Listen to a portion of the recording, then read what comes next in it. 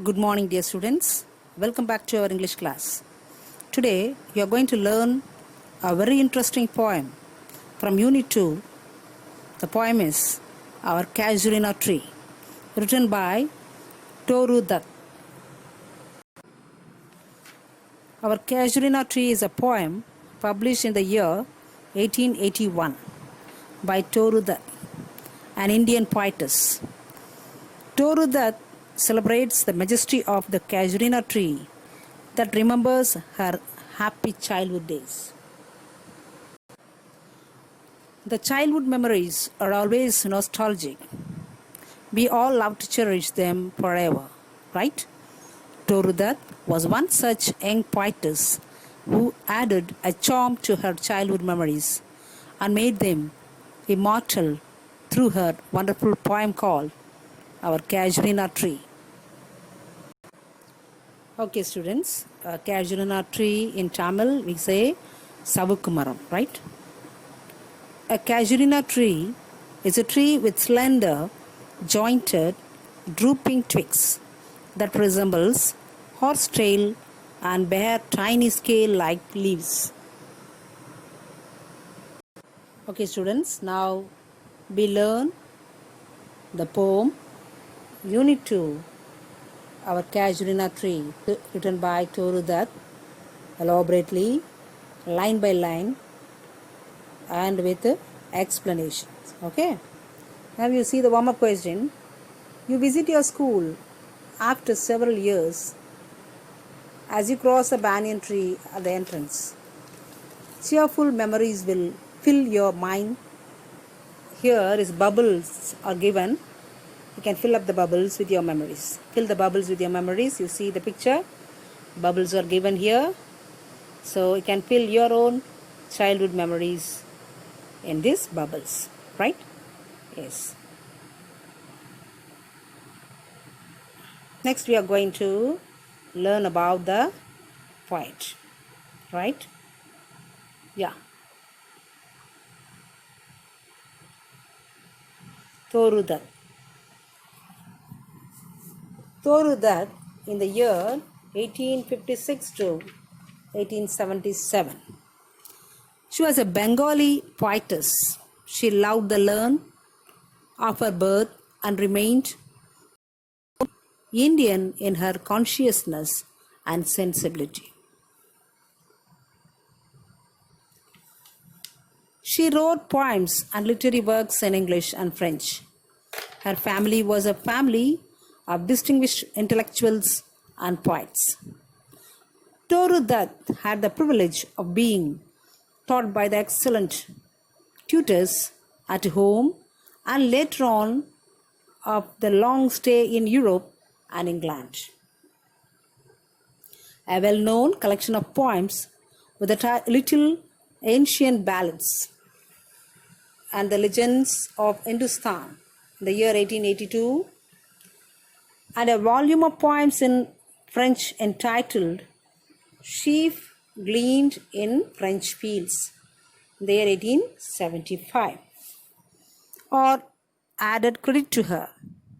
The most well-known poem of Toru Dutt is Our Casuarina Tree. And let's learn vividly, line by line, and with explanation.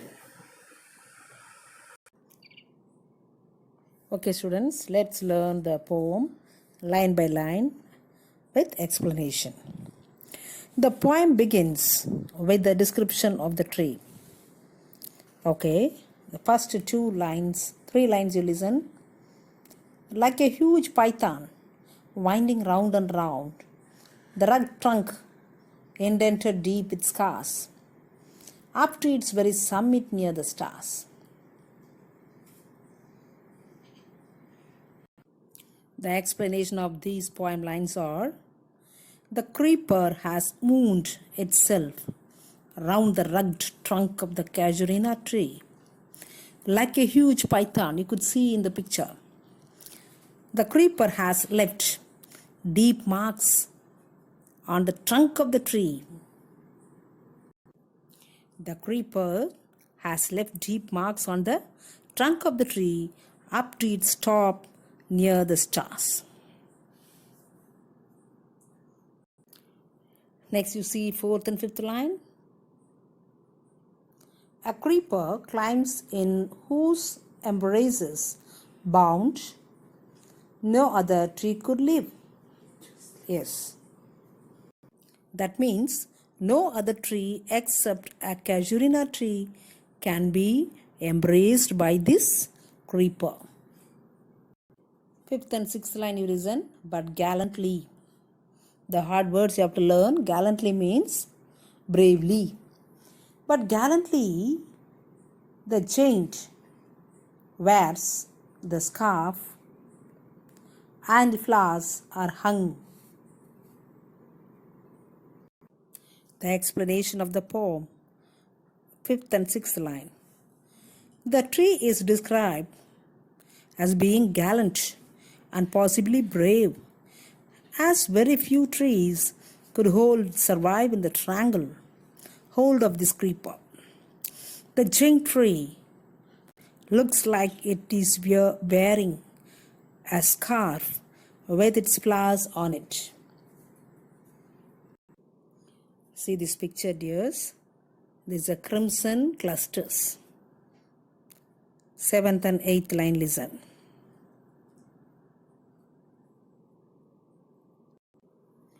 In crimson clusters, all the boughs among, whereon all day are gathered bird and bee. So the explanation of the seventh and eighth line. The Casuarina tree is covered with creeper which bears red crimson flowers. All day birds and bees gather around the tree. Last three lines from the first stanza. And at nights the garden overflows with one sweet song that seems to have no close, sung darkling from out our tree while men repose. Repose means a state of rest. The hard word is given here. The meaning of this word is a state of rest. The explanation of these three lines are: often at night the garden echoes and seems to be jubilant, and the song of a nightingale, you see the bird, nightingale bird has no end.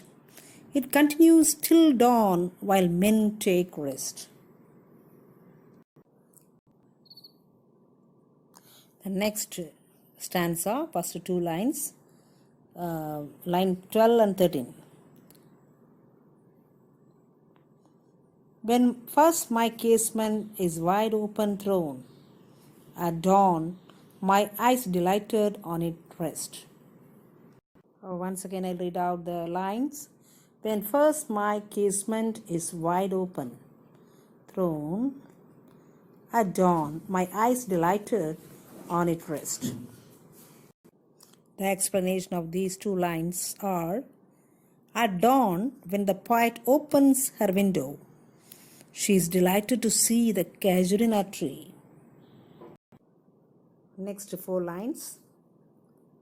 Sometimes, and most in winter, on its crest, a grey baboon sits statue-like alone, watching the sun rises, while on lower boughs, his puny offspring leap about and play. See this picture? The explanation of these lines are: mostly in winter, sometimes a grey monkey is seen. So here the poet describes a grey baboon is a monkey. A grey monkey is seen sitting on the chest of the tree, seeing the sunrise with her younger ones leaping and playing in the tree's boughs. Now last 5 lines of the second stanza. I read out. And far and near, kokilas hail the day. Unto their pastures when are sleepy cows.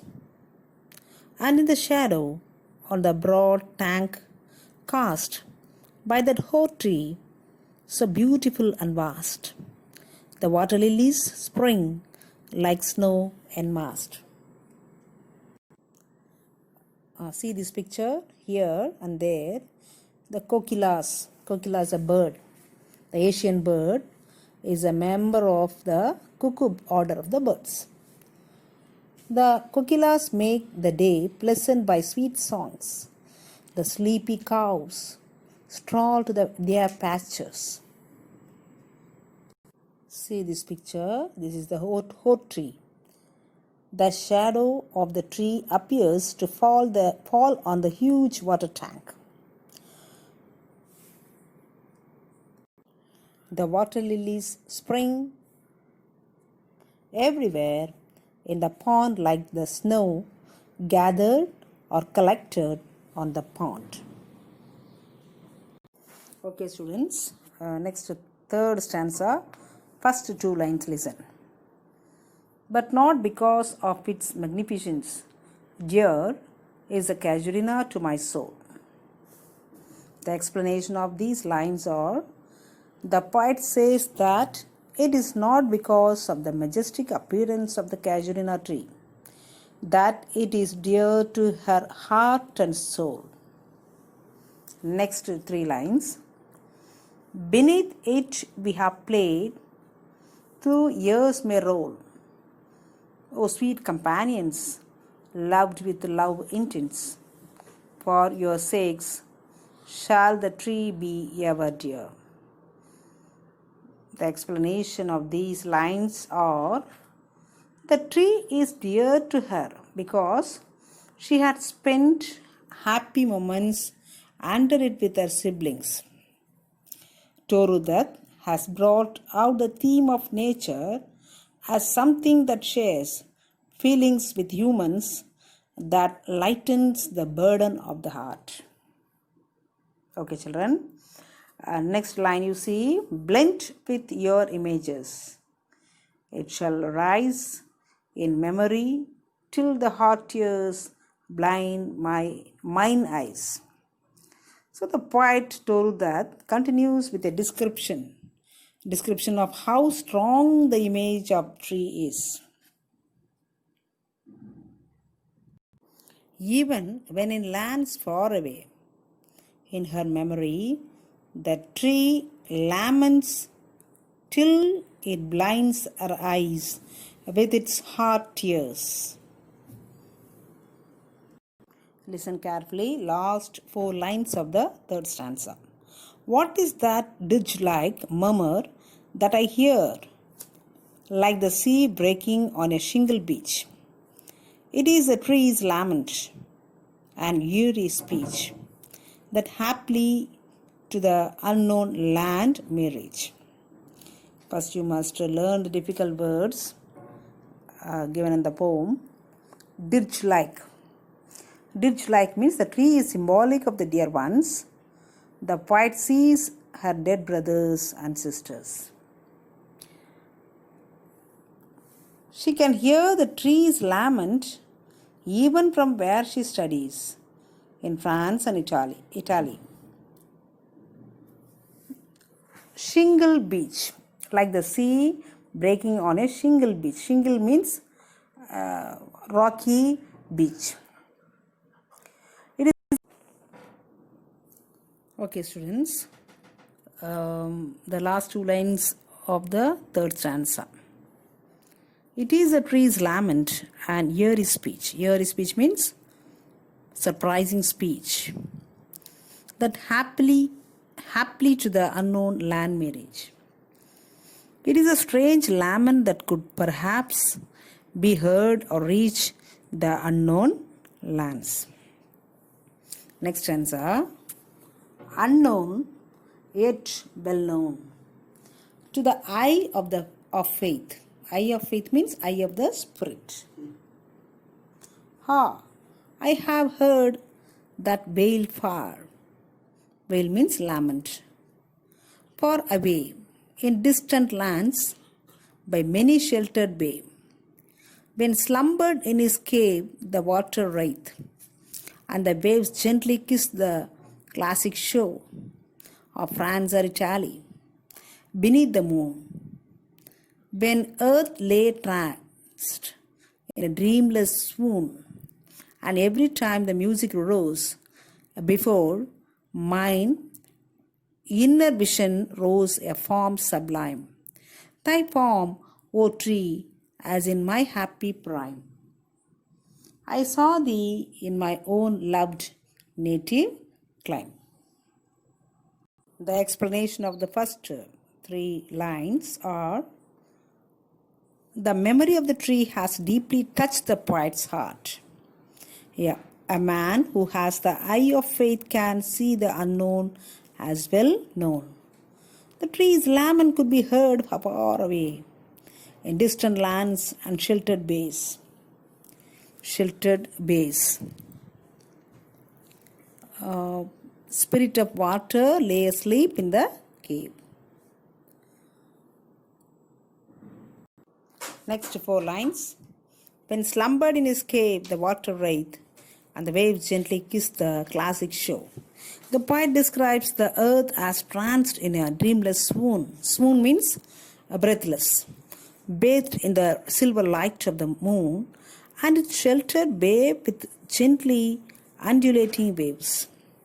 Oh, of France or Italy, beneath the moon. When earth lay tranced in a dreamless swoon. The tree's lament reaches the land of the dead, transcends territorial boundaries, and is heard by her in distant lands. And on the classic shores of France and Italy. Okay. And every time the music rose, before mine inner vision rose, a form sublime. Sublime means very grand. But even while in a land so beautiful, whenever the music rose, Toru, that mind's eye would see a form sublime. Thy form, O tree, as in my happy prime, I saw thee in my own loved native clime. Clime means climate. The last 2 lines of the 4th stanza. Even on foreign soil, her Casuarina tree would appear before her. Inner vision, that means intuitions. Just as she had seen it in her own loved native clime. And also connect her even more strongly both with her native land and with the memory of her dead siblings. So she could remember her memories, the old memories of her dead siblings. Okay, last stanza. Listen carefully. Therefore, I fain would consecrate a lay unto thy honor, tree beloved of those who now in blessed sleep for I repose. Dearer than life to me, alas, were they. Mayst thou be numbered when my days are done, with deathless trees like those in Borodale, under whose awful branches lingered pale fear, trembling hope, and death, the skeleton, and time the shadow, and thou weak the verse. That would thy beauty fain, hope fain rehearse, may love defend thee from oblivion curse. So, the first line you see, therefore I fain would consecrate a lay. That means Toru decided Toru Dutt decided in all earnest and eagerness to consecrate the memory. Okay, the explanation of these lines. Tree is dearer than life to her. It should be there immortalized even after her days. Here the poet immortalizes the tree. She would like to dedicate a lay in the honor of the tree because it is beloved of those who now in blessed sleep for eye repose. The poet places the trees beside William Wordsworth, yew trees of Borrowdale is eternal, wholly sanctified and immortalized. Just like the William Wordsworth, the branches of tree, Casuarina tree symbolizes fear, hope, death, decay, and time as shadow. So, a man of unflinching love and devotion never fears the blows of death. She does not express any desire to fade far away and dissolve. The Casuarina tree does not make her long for easeful death. Rehearse. A difficult word. Rehearse means repeat. Oblivion. The state of forgetfulness. Okay. Instead, even though it timeless mocks that of the human world, the tree is to her a support, a reminder of joy she once experienced with her siblings. So that's all from the poem, dears. Now I'm going to give the gist of the poem. The poet says that the creeper has wound itself around the rugged trunk of the Casuarina tree like a huge python. The creeper has left marks on the trunk of the tree. The tree is so strong that bears the tight hold of the creeper. The tree is described as being gallant and possibly brave, as very few trees could survive in the stranglehold of this creeper. The poet then goes on to describe the life that thrives amidst every fact of the tree. The tree is compared to the giant due to its huge size, strength, and boldness. The Casuarina tree is wearing a colorful scarf. Often at night the garden echoes and it seems to be jubilant, and the song of nightingale has no end. So, Toru Dutt hopes that the tree will be remembered forever as the yew tree of Borrowdale. I told no, it is an eternal tree, the everlasting tree, no death. It is immortalized. So because the poet compares, it symbolizes fear, hope, death, decay, and time as shadow all lingered. So the Borrowdale immortalized by William Wordsworth, are still remembered. Okay, children, that's all from the poem. Now you are going to write the question with answers, glossary, as your homework. This glossary fully you have to write. Then the questions are given, the book back. For these fill up summary of the poem, read out clearly and listen it well. Then you can give your own answers. Not own answer, from the poem. Then poetic questions, appreciation questions are here. 1, 2, 3, 4, 5, 6, 7, 8.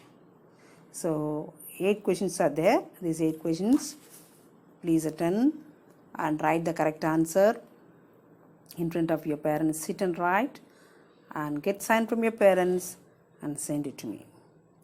Okay, not only for me, to all the respective teachers.